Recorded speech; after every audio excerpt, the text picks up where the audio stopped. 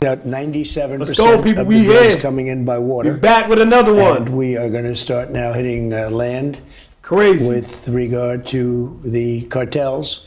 The cartels are running Mexico. It's very, they've been running Mexico. And see what's happened to that country, but the cartels are running, and they're killing 250, 300,000 people in our country every single year. You have to do something. Mexico has been ran by the cartel as long as people can remember. You get what I'm saying? This ain't nothing new, but now it's obviously increased because they're doing like a lot, like doing too much. So we about to get into this. And look, for many people who don't know me, if you know me in real life, you know my catchphrases. All right now, I say that all the time.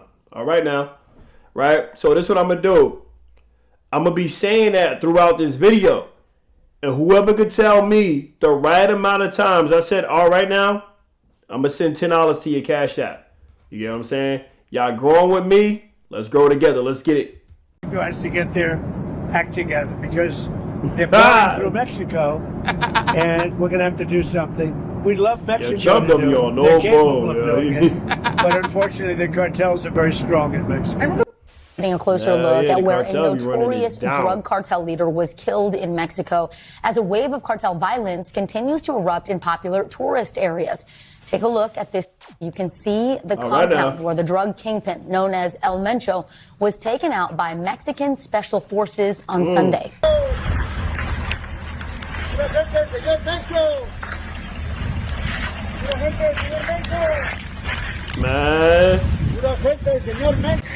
I am a little bit scared. Hey y'all, it's Ayana. Fix my credit. I am safe, but they are not letting us outside at all whatsoever. I am a little bit scared, very scared, because all you see in Mexico is people like literally driving around with AK-47s, trucks and shit's blowing up, shit's on fire. But as you see, I am safe. Okay, we cannot fly out the airport whatsoever because they literally shut down the whole entire airport. So hopefully, I'm praying that we can leave tomorrow because, yeah, this Mexico City stuff is starting to become very, very, very, very, very scary. And my heart is not. Obviously, at this point, you know, if you would, well, I don't even know if you can get out now because, like she said, they shut down the airports. Yeah, Mexico is not. It's not one of them spots you want to be in right now. It's definitely not one of them spots you want to be in right now. And the resort she looked like she at, Airbnb, whatever, that just looked fire. It definitely looked fire, but you don't want to be in that situation. I'll stop racing either, but I'm gonna try to relax and enjoy this pool and this city view of Mexico because, yeah, I'm praying for people, man.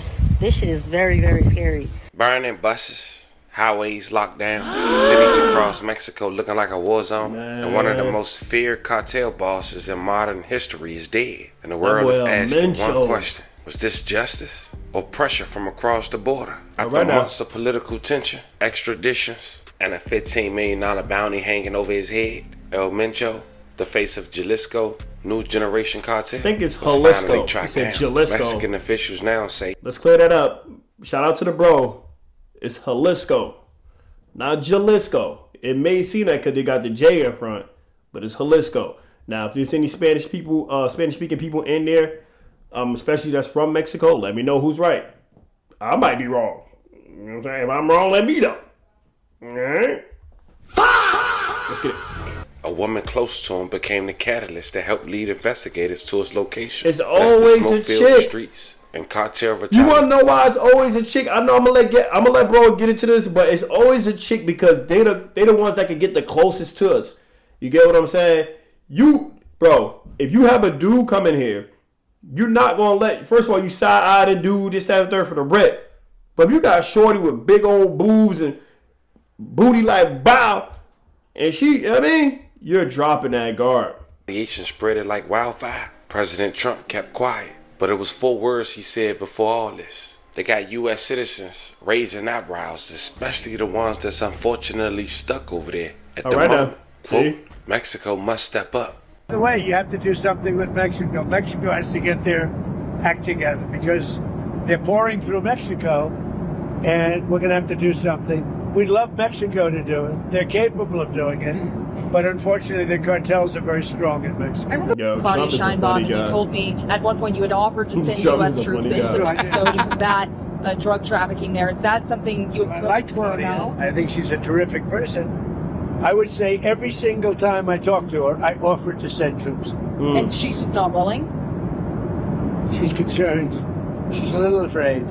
The cartels are running Mexico, whether you like it or not. So today, we're not just talking about a cartel boss being taken down. We gotta talk about politics, pressure, and power moving behind the scenes. Because before the raid ever happened, nearly 100 cartel figures were quietly handed over to the United States, including El Mencho's own brother. Trump labeled these groups terrorists. Mexico resisted U.S. troops crossing the border. And then suddenly, one of the most wanted men in the world is killed. And the country erupts. So the real question is this. Did Mexico pull the trigger on the operation alone? Or was this the result of a much bigger geopolitical play? This might be the first kind of video we do of this kind. So I did my best to do extensive research along the journey. But before we go over this one, I want you guys to remember, I won't give you no angle. I just give you the story. Just give us the story, man. All right, now. Make sure you like, comment, and subscribe. We'll jump right to it. Before we go any further and talk about El Mencho, we gotta understand something. Mexico is not the United States. It's a separate country with its own army, its own president, and its own rules. So when Donald Trump talks about sending U.S. troops across the border, that ain't just politics. That's sovereignty. And for Mexico, letting another country military operate on their soil could look like losing control of their own war. Now look, even though Mexico isn't a part of the United States, the reality is the two countries are tied together by money, security, and one long border that never sleeps. Man, I'm about to say we tied together because like we share the same continent. You see what I'm saying? Like, so we definitely tied to them boys, 100%. And they're like literally our closest neighbor, like besides Canada. You know, Canada's up there. You got Mexico down there, like you said, one of the longest borders. So I could see how Mexico is like, nah, we good. We don't need your troops over here. In actuality, they really need it though, because obviously the cartel been running Mexico for a long time, bro. Shoot, last time, what I was in? I was in Mexico like 2021 or something like that. Obviously, they had way before then, but I'm just saying, like, from my own, personal thing, because I've been out there before, bro, they had the cartel out there selling cigars and all types of stuff, bro. You see what I'm saying? Like, so they heavy out there for sure. Pressure had been building behind closed doors. Donald Trump wasn't just talking about immigration. He was calling cartel terrorists, offering a $15 million reward for El Mencho, and pushing Mexico to go harder than ever before. But Mexico's president made one thing clear: no U.S. troops crossing the border. Instead of boots on the ground, a different kind of partnership started taking shape. One built on intelligence, trade leverage, and quiet extraditions that most people never even heard about. About 97% of the drugs coming in by water, and we are going to start now hitting land with regard to the cartels. The cartels are running Mexico. It's very, very sad to watch and see what's happened to that country, but the cartels are running, and they're killing 250, 300,000 people in our country every single year. Crazy. The drugs, it's horrible. It's devastated families. You lose a child or a parent. I mean, parents are dying too with drugs. So we've done a really good job. We're knocking it down. The numbers are really getting to be, they're always going to be too high if you have one person, but they're going down just like the border. The border was a total mess for years. I did it the first time very quickly, and this time I did it even better because this was a bigger mess. This was a border like no other probably in the history of the world. There's never been a border like that when anybody could just walk into your country. Now, fam. Yeah, it's wild. They don't want you to know about it. Hey, did you know you might get a big cash pay? Months before the raid in Jalisco, the first cracks. You definitely can't say, hey, man, I'm about to go to goddamn Mexico. No, well, depends if you got a goddamn passport. You can't pick up and go, hey, yo, I'm about to go to China. You're not getting into China, bro. Okay? Even if you're trying to get into Canada, I don't think you need a passport. I'm not too sure. I haven't been to Canada before, so let me know. I think you don't need a passport though. I'm not too sure. Well, or you might need a passport, but some crap like that. I haven't been there before, but yeah. And listen, I know y'all be seeing me drink my drinks. Sometimes I'm drinking water. Sometimes I'm drinking a non-alcoholic White Claw. But listen, I don't drink. You see what I'm saying? I stopped drinking. I just drink my little THC drinks. You get what I'm saying? So shout out to Stigma. A lot of people, y'all like to roll y'all thoinks, all that. Y'all could do that, but this is what I do. And the cartel's armor were already showing, in a move that many people didn't even notice at the time. Mexico quietly handed over 92 suspected cartel figures to the United States to stand trial. Not small players, not high-level traffickers, security commanders, and even Antonio Cervantes, the brother of El Mencho himself. For years, extradition requests sat untouched. But once cartels were labeled foreign terrorist organizations, the pressure changed everything. To some observers, this wasn't just cooperation. It was Mexico sending a message. The era of protecting cartel power behind politics might finally be coming to an end. 7 members of Mexican drug cartels are now in the United States as the Trump administration puts pressure on governments to crack down on criminal networks it says are smuggling drugs across the border. Mexican authorities handed over important figures from the most infamous cartels who all have pending cases here in the U.S. Valeria Leon is covering the story from Mexico City. On the first anniversary of President Trump's second term, Mexico announced the transfer of 37 inmates to the United States. This is the third operation of its kind in just 1 year, something unprecedented in the relationship between the two countries. Them boys think they gonna serve their time in Mexico. Nah, y'all coming to the States. Y'all gonna see what America talking about. Oh, Lord. Well, Mexico has now sent 92 high-risk criminals across the border. Crazy. This latest transfer began at El Altiplano, one of Mexico's highest security prisons.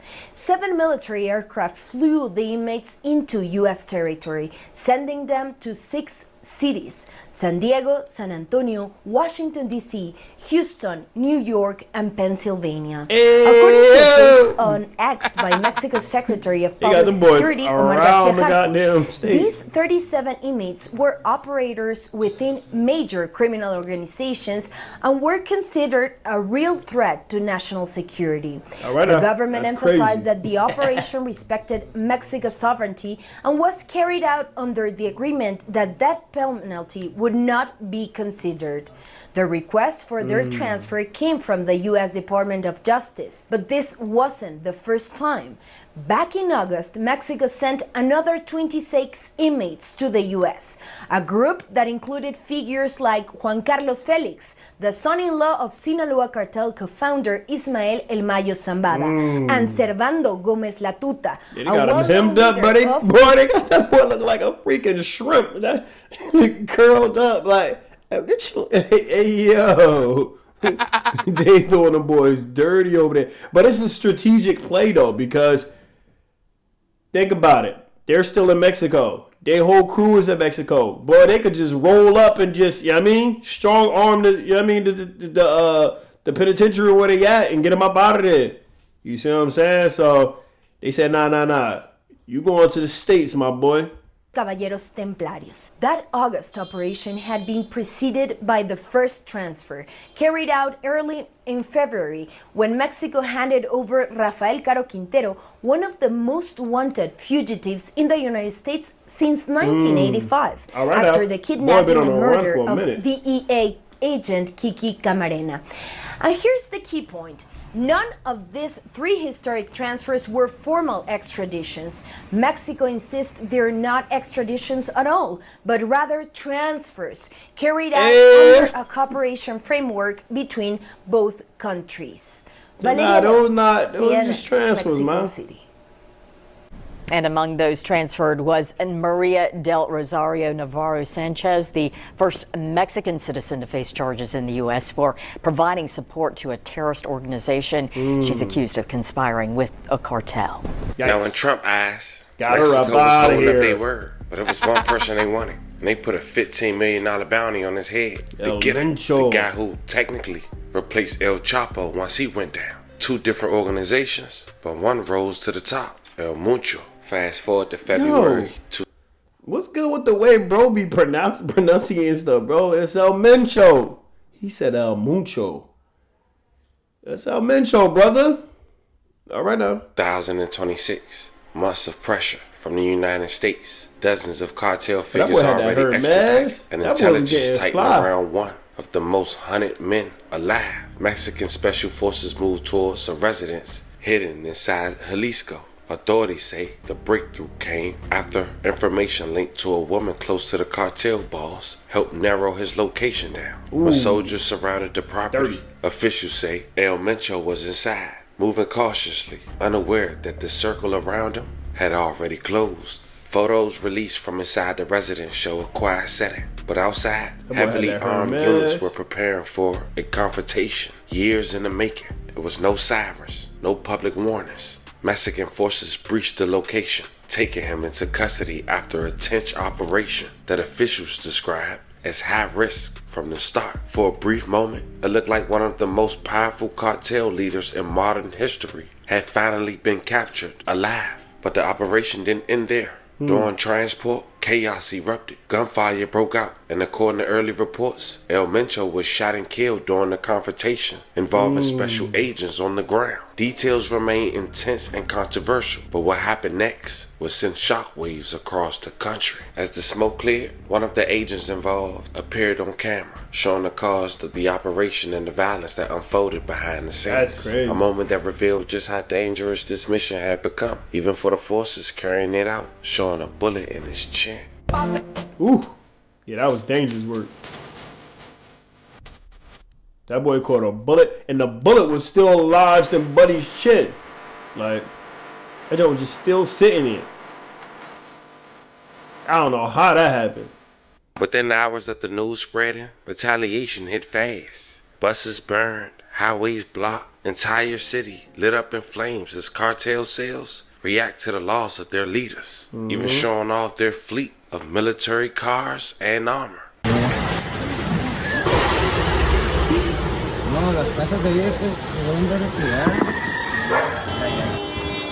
That just shows you the depth of where the cartel are going.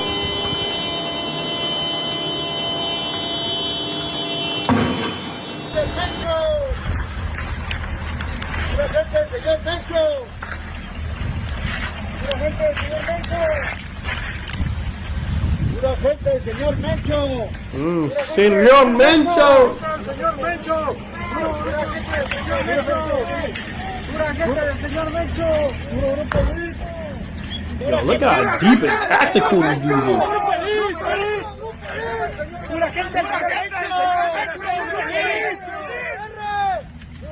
Yo, they got caught lights, which is crazy.